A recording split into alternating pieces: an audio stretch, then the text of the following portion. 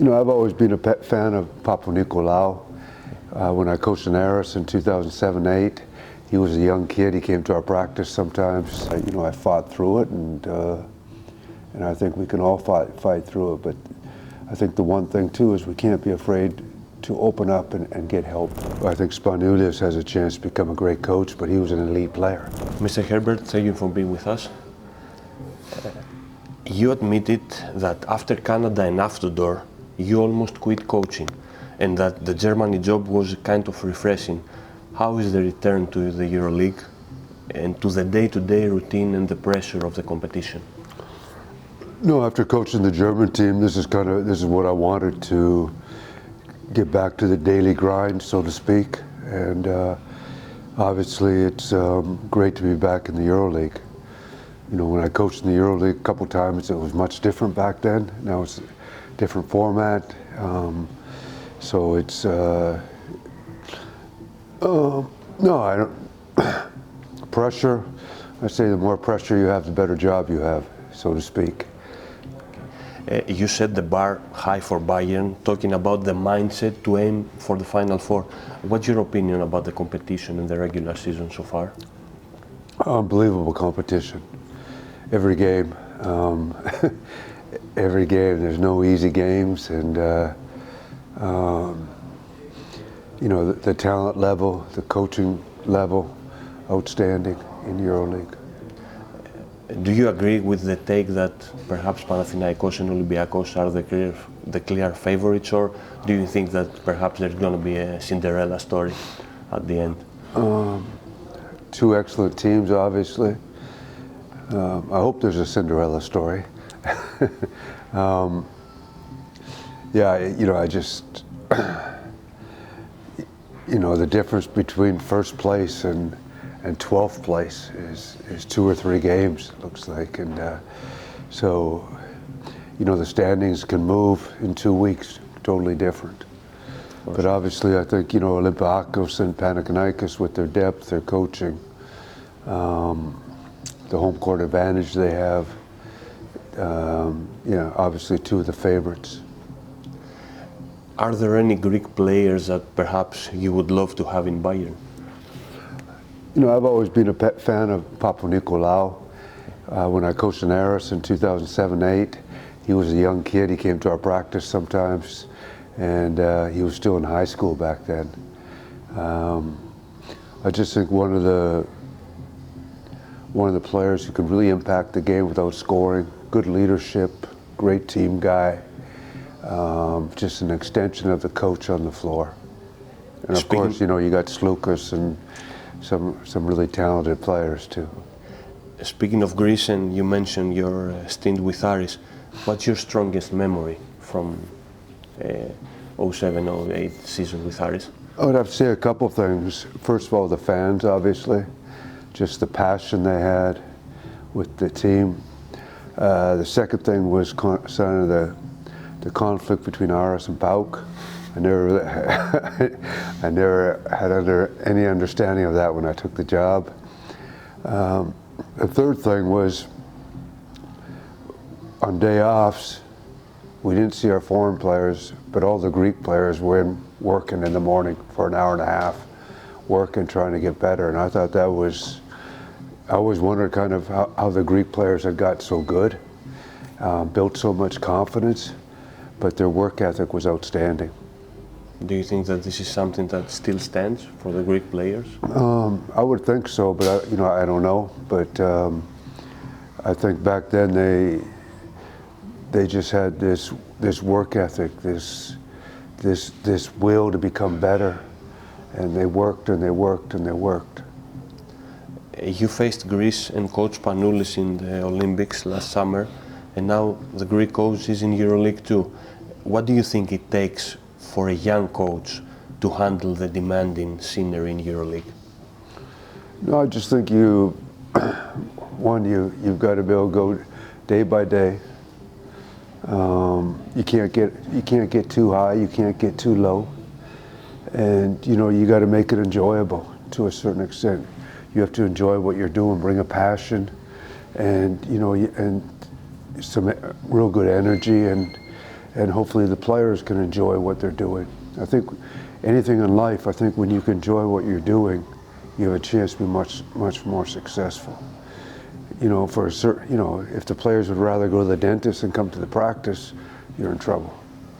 Through your 3 decades experience, is it easy or perhaps more similar for a great player to become a great coach too? Yeah, I've always thought that coaches who have been at the bottom of the roster, top of the roster, middle of the roster, they understood how important 10th, 11th, 12th men are because they've been in those situations. I've always kind of thought those are the coaches that become great coaches. Well, I think Spanulis has a chance to become a great coach, but he was an elite player. So, I mean, I think everybody's different. I think with young coaches, when I was a young coach, after playing, I thought I knew everything about coaching. I found out I knew nothing. I had to re-educate myself. I had to learn. I had to understand. As a player, there's only you take care of. As a coach, you have 12, 13, 14 players. You have a staff. You have different things. So it's completely different. I see. All your team's basketball is about constant movement. Your words are always strong, and that's not a compliment. But please let me take you to that frozen moment in Manila with you sitting on the floor after the World Cup final. What went through your mind? I was just trying to kind of figure out really what happened. You know, in the World Cup, we played every second day. It was just boom, boom, boom. And some nights you slept 3, some nights you slept 12 hours. And I was actually looking for a chair to sit on. I couldn't find a chair, so I sit on the floor, and then I ended up lying down, and I just trying to kind of grasp really what happened. What separated your German world champion team in terms of coaching, leadership and talent? I thought the biggest thing was I asked for a 3-year commitment from players. I thought players committed. I thought they were really well connected. They enjoyed being there together. And, you know, I thought our strength was the group. You know, I used to say there is no I in team. I believe that there is I in team. We need the individual talent, but we need the team mentality first. And I believe that's what we had with the German team. We had a great team mentality, and we had guys who could sacrifice and play different roles, maybe smaller roles than they were used to. And, you know, obviously, I think, you know, with Dennis Schroeder, making him captain was a huge thing. He really bought in. You know, we had a young superstar in Fratz Wagner. And so, you know, we had great pieces. Are today's coaches obliged to follow the general trends, such as, for example, basketball with ball handlers or with size or physicality, or is there room for the coaches to draw and set their own lines? No, I think we have our own philosophy, so to speak, and then we have to adjust it to the players. The one thing I learned, especially from Nick Nurse, was don't be afraid to take risks. Don't be afraid to step out and do things differently and try different things. And but I think, you know, the game has changed. Players have changed. The cultures have changed within the teams. We have to build. I say to a certain extent, our landscape is changing. We have to recreate ourselves sometimes, and if we don't, we get left behind. Are the modern analytics so useful for you, or perhaps are a kind of a trap as far as the coach's approach to the players, especially for a guy like you who studied sports psychology? Yeah, you know, one of my closest friends is Kenny Atkinson, and he uses analytics to a T. I don't. I use analytics, but I also think the human eye, the human element, and the human feel, so to speak. It's a little bit old school, right? Yeah, yeah. But I do use analytics. I think analytics do two things. One, it backs up what you're going to say to players, and then two, it really makes you think sometimes on what you're doing. Is there another direction? Is there something better? I read a great quote of yours that you prefer to tame a lion than teach a cat to roar. If I'm right, you didn't seem to raise your voice during the 23 World Cup, except that heated moment with Dennis in the Slovenia game. What's the difference in your temper from all these experiences, and how much of a challenge is for a coach to manage his emotions?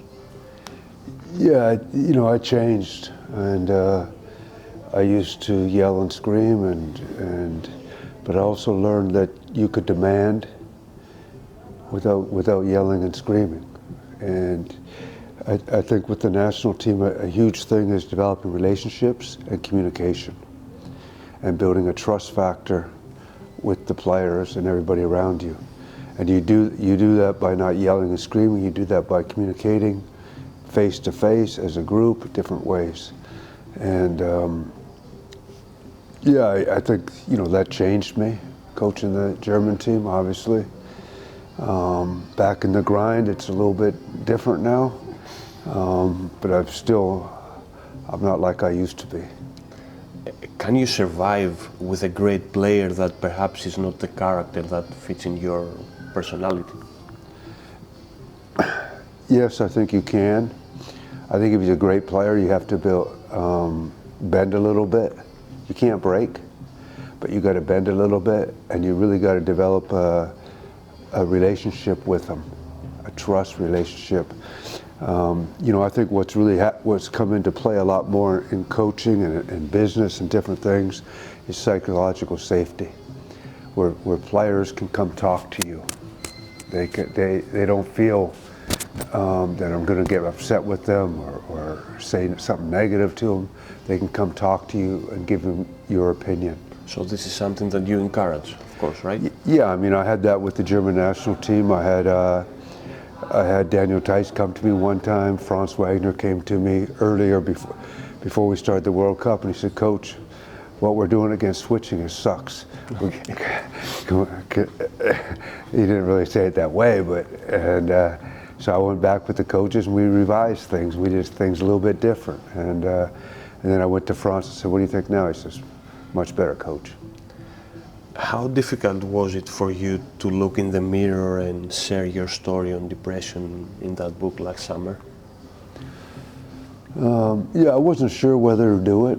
You know, I told the person, Jonathan, who wrote the book, and I told him about it, and he said it would be really good if we could put that in the book, just for people to understand that, you know, other people can stand up, and, you know, it's not a weakness, it's a strength to come out, so to speak. And, you know, I wasn't sure at first, but I'm glad I did. I've got really good positive response from a lot of people, especially a lot of people who went through different issues like that, so I'm glad I did. And yeah, and I'm not embarrassed by it. I fought through it, and I think we can all fight through it. But I think the one thing too is we can't be afraid to open up and get help. Can you please share your definition of responsibility and success in life and basketball too? That's a good question. You know, I really think take care of today, tomorrow will take care of itself, learn from yesterday. But I also think trust, respect. I don't judge unless I have to in my job.